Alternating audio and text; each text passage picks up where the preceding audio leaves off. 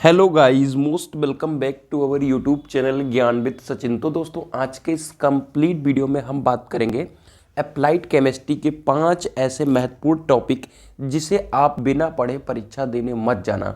और definitely in 5 में से 3 या 4 टॉपिक आपके पूछे जाने वाले हैं। तो क्या है वो टॉपिक? तो चलिए आज के इस कंप्लीट वीडियो के माध्यम से समझेंगे। और हम डिफरेंट वीडियोज़ के माध्यम से आप सभी को डिफरेंट परीक्षा के ट्रिक प्रोवाइड करते रहते हैं। तो चैनल से जुड़े रहें, आप सभी को अभी बहुत कुछ देखने को मिलेगा। फिजिक्स हो, केमिस्ट्री हो, उसके इंपॉर्टेंट क्वेश्चंस बता दिए हैं और उसमें कुछ ऐसी ट्रिक भी बता दिए हैं आप सभी को जिससे आप सभी उसको फॉलो करेंगे और डेफिनेटली वो क्वेश्चन आपके एग्जाम में आएगा। ना कि मैंने टॉपिक, ऐसे क्वेश्चंस भी बता दिया हूँ जो आप सभी के एग्ज़ाम में आने वाले हैं। तो वो सब एक्सपेक्टेशन जो होता है वो पहले से किया जाता है। एक्सपेक्टेशन नहीं, वो थोड़ा सा एक्सपीरियंस का भी गेम होता है। बहुत सारे प्रीवियस ईयर पेपर को एनालिसिस करने के बाद पता चलता है। तो चलिए बिना देरी के अपनी इस वीडियो की शुरुआत करते हैं। अगर आपने अभी तक कुछ नहीं पढ़ा है, यानी आपकी तैयारी थोड़ी सी वीक चल रही है, तो पॉलिटेक्निक फर्स्ट सेमेस्टर के महत्वपूर्ण प्रश्न के नोट्स को आप ले सकते हैं। इस नोट्स के माध्यम से आपको इम्पॉर्टेंट क्वेश्चन पता चल जाएगा और आप सभी को लिखने का तरीका पता चल जाएगा कि किस तरीके से आपको एग्ज़ाम में लिखते हैं। ठीक है, तो 49 रुपीज़ में सभी सब्जेक्ट मिल जाएंगे, ऑल नोट्स। और आपको हिंदी में नोट्स मिलेंगे। इस नंबर पे कॉल या मैसेज करके आप नोट्स को प्राप्त कर सकते हैं। फाइनली ये हमारी विषय सूची है और इसमें कुछ ऐसे चैप्टर्स हैं, जैसा कि मैंने इम्पॉर्टेंट चैप्टर में आप सभी को बताया था कि अगर आप इलेक्ट्रोकेमिस्ट्री चैप्टर को लेफ्ट कर देते हो तब भी आपका कुछ बिगड़ने वाला नहीं है। लेकिन आपको मैं टॉपिक बताने की कोशिश करूंगा कि कौन कौन सा ऐसा टॉपिक है जिसे आप डेफिनेटली पढ़ लें, है ना। क्योंकि आपको उन टॉपिक्स को फोकस करना है जो आपके एग्ज़ाम में या आपके जो भी पेपर बनेगा उसमें आने वाले हैं, है ना। क्योंकि आपका समय जो है बहुत कम बचा है, 10 से 5 दिन बचे हैं, तो इसमें आप अच्छी तरीके से फोकस करें। तो देखिए, हमारा पहला चैप्टर है परमाणु संरचना, है ना। परमाणु संरचना, आवर्त सारणी, रासायनिक आबंधन, ये हमारा चैप्टर है। और यहाँ से 12 नंबर तक के क्वेश्चंस पूछे जाते हैं। और डेफिनेटली इस चैप्टर से बहुत क्वेश्चंस नहीं पूछे जाते, इससे 1-2 नंबर के क्वेश्चंस ज़्यादा बनते हैं, लॉन्ग टर्म क्वेश्चन नहीं बनता। देखिए, इस पहले चैप्टर से आपको कौन कौन से टॉपिक तैयार करने हैं। क्वांटम नंबर तैयार कर लेना है, सुन लो मैं लिख नहीं रहा हूँ, है ना। क्वांटम नंबर आपको यहाँ से तैयार कर लेना है। फिर आपको हाइब्रिडाइजेशन यानी संकरण तैयार कर लेना है। पाउली का अपवर्जन नियम, बाउ का नियम और हुंड रूल, ये आपको तैयार कर लेना है। बेसफर थ्योरी तैयार कर लेनी है। और आपका एक और मॉलिक्यूलर ऑर्बिटल थ्योरी, ये इतना तैयार कर लेना है बस। इससे ज़्यादा आप सभी कुछ मत पढ़िएगा क्योंकि ये थोड़ा सा चैप्टर जो है लेंदी है, इसमें आपका समय बहुत ज़्यादा लगता है। तो इसमें इतना ही आप पढ़ के बस अपनी प्रिपरेशन को करो। और क्वांटम नंबर है कि आशा है कि आपका डेफिनेटली 100% पूछ लिया जाए। और दूसरा चैप्टर है ईंधन और स्नेहक, इसे हम कहते हैं स्कोरिंग चैप्टर। स्कोरिंग चैप्टर, ठीक है। इसमें आपको क्या क्या पढ़ना है, अभी मैं 5 इंपॉर्टेंट टॉपिक बताऊंगा इसमें से ही, ठीक है।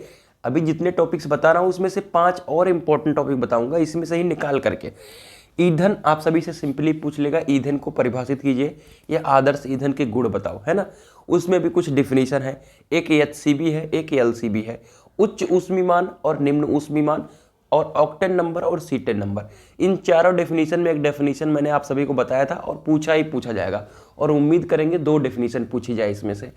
फिर स्नेहक पूछ लेगा, स्नेहक का वर्गीकरण कीजिए, स्नेहक का कार्य बताइए। स्नेहक कुछ नहीं है, आप दैनिक जीवन में देखते हो और डेफिनेटली आप स्नेहक के बारे में लिख कर आओगे, है ना। स्नेहक में आप सभी का कुछ नहीं है। ईंधन में एक बॉम्ब कैलोरीमीटर पूछा जाता है, या तो उसका न्यूमेरिकल पूछा जाएगा या आप सभी को सीधा बॉम्ब कैलोरीमीटर पूछ लेता। चलिए, हमारा दूसरा चैप्टर सबसे इजी चैप्टर, और मैंने आपको बता दिया बस इतना ही पढ़ना है, आपको कुछ नहीं पढ़ना है। छोटी छोटी डिफिनीशन है, मुझे लगता है 1 घंटे के अंदर ही ईंधन चैप्टर कवर हो जाएगा। तीसरा है वाटर ट्रीटमेंट, जल उपचार।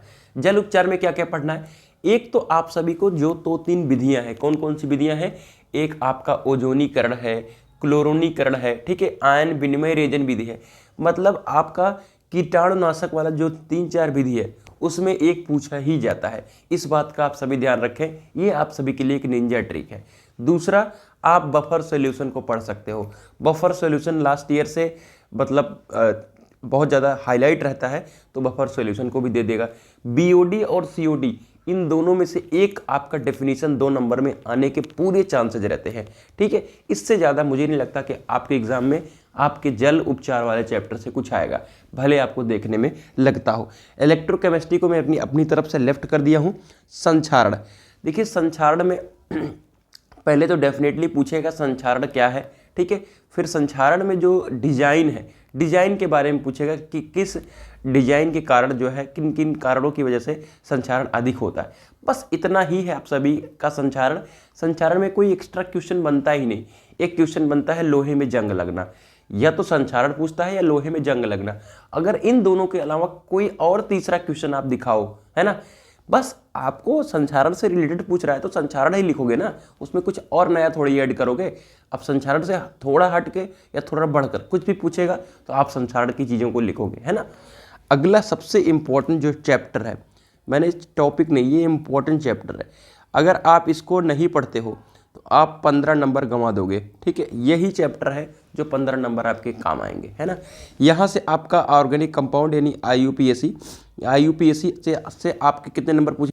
पूरे 7 नंबर। IUPAC से पूरे 7 नंबर क्लियर होंगे आपके, है ना। उसका मैंने महामैराथन करा दिया है 5 का, ठीक है। डिस्क्रिप्शन बॉक्स में आपको प्लेलिस्ट मिल जाएगा, आप IUPAC अपनी कवर कर सकते हो। जितने क्वेश्चन करा दिए उससे बाहर एक भी नहीं आएगा, मैं आप सभी से प्रॉमिस करता हूँ। दूसरा आप सभी का पॉलीमर्स आता है।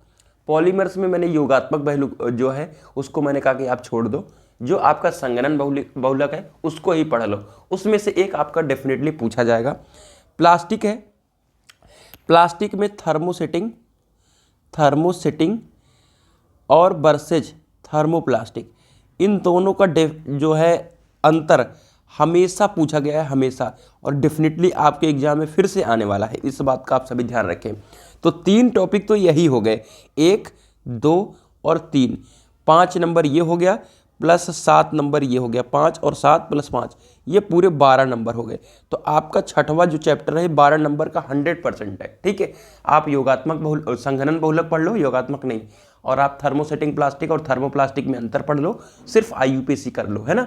चलिए, संक्षारण, डेफिनेटली संक्षारण पूछेगा क्या है। संक्षारण ऐसे नॉर्मली पढ़ लो एक पन्ने के अंदर, और फिर लोहे में जंग लगने का जो भी सूत्र वगैरह है उसको आप डिफाइन कर लो। फिर जल उपचार, आप ओजोनीकरण है, ठीक है, क्लोरोनीकरण है, आयन विनिमय रेजिन विधि है, ठीक है, ये पढ़ लो। BOD COD में अंतर पढ़ लो, और आपका बफर सोल्यूशन पढ़ लो। ईंधन और स्नेहक, ईंधन में आप SCB LCB पढ़ लो, ऑक्टेन नंबर सीटेन नंबर पढ़ लो, ईंधन क्या है और ईंधन के क्या नाम है, कह सकते हो आदर्श ईंधन के बारे में बता दो, ठीक है, और क्लासिफिकेशन कर दो, उसमें भी फ्लैश पॉइंट है एक, ठीक है, ये सब आप देख लेना। लुब्रिकेंट का क्लासिफिकेशन कर दो, फिर उसके कार्य बता दो, बस काम खत्म। फिर पहले चैप्टर से क्वांटम नंबर आप पढ़ लो। केमिकल बॉन्डिंग में आप सभी अगर चाहो तो तीनों बॉन्ड्स पढ़ लो, है ना।